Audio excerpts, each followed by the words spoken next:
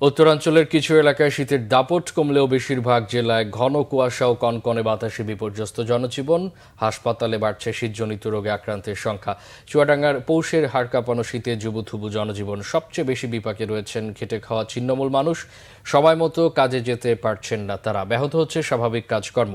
প্রচণ্ড ঠান্ডায় নষ্ট হচ্ছে ধানের বীজতলা। এতে বড় আবাদের লক্ষ্যমাত্রা অর্জন নিয়ে শঙ্কা দেখা দিয়েছে। হাসপাতালে বাড়ছে শীতজনিত রোগের সংখ্যাও। এরই মধ্যে শিশু ও বয়স্কদের সংখ্যাই বেশি। সকাল ৯টায় চুয়াডাঙ্গার সর্বনিম্ন তাপমাত্রা রেকর্ড করা হয়েছে ১১.৫ ডিগ্রি সেলসিয়াস। এদিকে শীতের দাপট কমেছে নাটোরে। দৈনন্দিন কাজে ফিরতে পারছে সেখানকার মানুষ। সকালেই সূর্যের দেখা মেলায় স্বস্তি মিলেছে জনজীবনে। কিন্তু এমন ঠান্ডা গরমে মৌসুমী রোগে আক্রান্ত হয়ে হাসপাতালে বাড়ছে শীতজনিত রোগী।